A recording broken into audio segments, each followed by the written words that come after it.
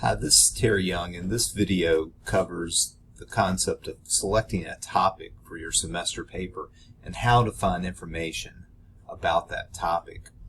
Information that, according to the directions of the assignment, you're able to use.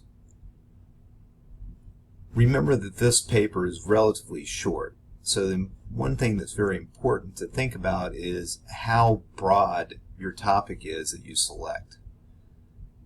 For example, if you're taking HIS 121, you don't want to select the Civil War as your topic because the Civil War is a huge topic and you can't cover it adequately if you're writing a paper that's 6 or 7 or 8 or 9 pages long. That will not cover the Civil War.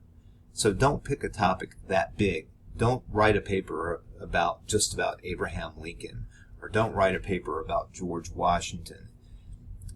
If you're taking HIS 122, don't write a paper on America in World War II, or write a paper about Theodore Roosevelt or John F. Kennedy. You can't pick a topic that is that broad if you're writing a very short paper. And these papers really are relatively short in the grand scheme of things, so that means you have to have a more direct, specific topic. So if you wanted to write about George Washington, for example, maybe you could pick a specific battle where George Washington led the Continental Army and discuss that. George Washington in the Battle of Long Island. That would be appropriate for a paper of this size. Or if you were interested in the Civil War, maybe just pick a specific battle, the Battle of Fredericksburg, and talk about that, but you can't talk about the entire war. Or if you wanted to write about Abraham Lincoln, maybe you could write about Abraham Lincoln and his relationship with his generals during the Civil War. Something that you really have to make sure is limited in scope and is not overly broad. If you were in HIS 122 and you want to write about something to do with World War II, maybe you could write about General Omar Bradley and his leadership. Or if you want to write about Dwight D. Eisenhower, you can't do an entire biography in just 6, 7, 8 pages. So you might just write about maybe his leadership during D-Day and the preparation for D-Day, something along those lines. Make sure you don't write a general biography, or make sure you don't write a general report about something that's really large. Just make sure your topic is focused on a specific subject and one that you can adequately cover in such a short paper. Now let's talk about resources for the paper. You'll notice in the instructions, and make sure you refer to the instructions when you're working on your paper, that limit your ability to use what I refer to broadly as online resources. We'll see that that does not apply to some things, but I ask you not to use something like history.com, something along those lines. There's all sorts of information available online, but it doesn't mean that it's accurate, and it doesn't mean it's appropriate in a research paper like this, albeit a short research paper. Don't use Wikipedia or any sort of encyclopedia, online encyclopedia, as a source for your paper. What you might want to do if you're thinking about writing a paper on a particular topic, you can certainly glance and look over the Wikipedia article about that topic and make sure that's something you're interested in. And you might even find appropriate resources such as books about the topic in the footnotes of the Wikipedia article, but don't use the article itself as the basis for a reference for your paper. So let's talk about the best way to find resources for your paper, and that's to go to the Patrick Henry website. Click up here in the search function there. We'll just type in library. See, I've already looked into this a little bit for you. But you pull up the page for the library, you come down, there will be several different things that you can click on, including the databases. But I think the best starting point, and one that will be really helpful to you, is just to click here where it says read more about the library. You scroll down a little bit, and here's the magic box here. It says Search Primo Database. This will give you access to all the materials that you have the ability to get here at Patrick and Henry, either online or as far as getting a book from the library itself. So let's say that we're going to write our topic, and I've gone through some of these just to see how many resources I get. So let's say we're going to talk about Pontiac's Rebellion. And of course it shows up because I've already clicked on this, I've already searched for this, but you would just put in quotation marks Pontiac's Rebellion, or you could do it without quotation marks. If you do it without quotation marks, you're probably going to get more reference returns, but you might have to sift through them a little more carefully.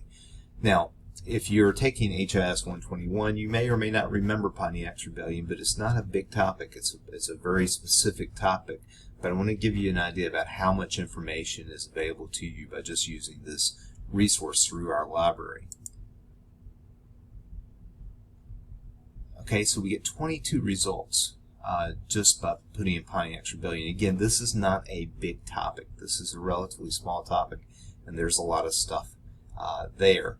So if you'll notice, full text is available for many of the things that are listed in your results. For example, here's a magazine article about Pontiac's Rebellion, and you can click on it and get information about it. Here is a book. Now, you can tell from the title of the book that it's broader than just Pontiac's Rebellion, but obviously there's information there about Pontiac's Rebellion. You can see a report on 3 military campaigns in North America, one that is related to Pontiac's Rebellion. Here's another book about what was going on in 1763 in North America, which of course is when Pontiac's Rebellion occurred, so there would be information about that. Here's a broader book about Native Americans during the American Revolution and events leading up to that, like Pontiac's Rebellion, so there would be information in that book about it. Here's again a broader book that apparently has some information that you can get. Notice this book, by the way, and both these books are available at the library, so you would have to actually come on campus, go check that book out. Although this one, has online access, this one is circulating, so it's a physical book. Some physical books you can actually access online, some you cannot. This again is a broader book that you have online access for, so it would not be just about Pontiac's Rebellion, but there's information about it. Here's a magazine article from Alan Taylor, who writes a lot about that time period.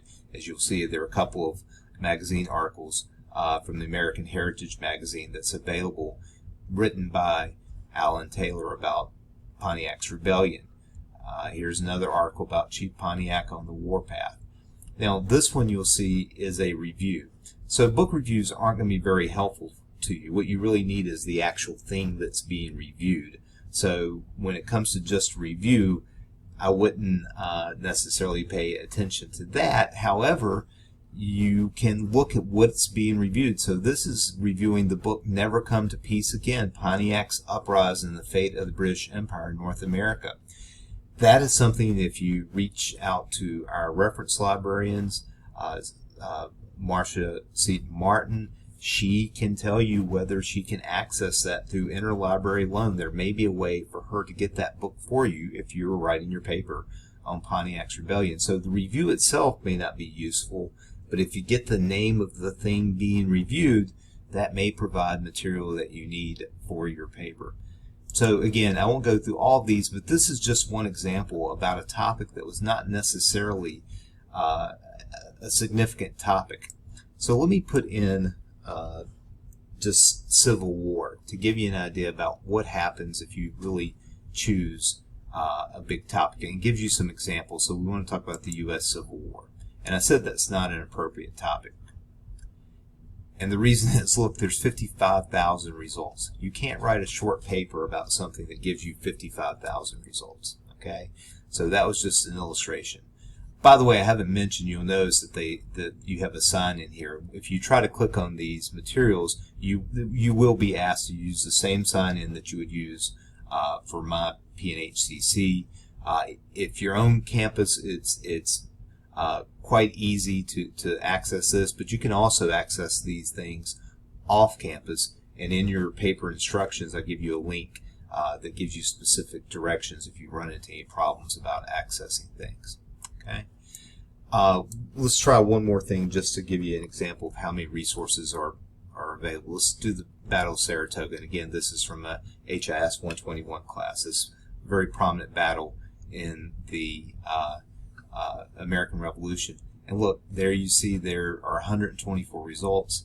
Several books that you can actually access online, or the text is available for you to read those. So again, just so much information available for just about any topic. That's why don't go Googling things online, because you may end up using websites that are specifically prohibited by the directions. Instead, go to the P&H website, just search library, get that Primo's database there that will come up in the boxes that showed you earlier, and search for your topic, and you can find so much information, a lot of it, without ever leaving your desktop. If you have any questions about this, please let me know.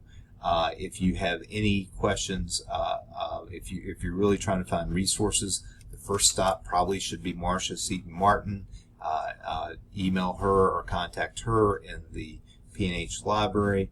But again, I think this is a great way to find just about anything that you would need for your paper.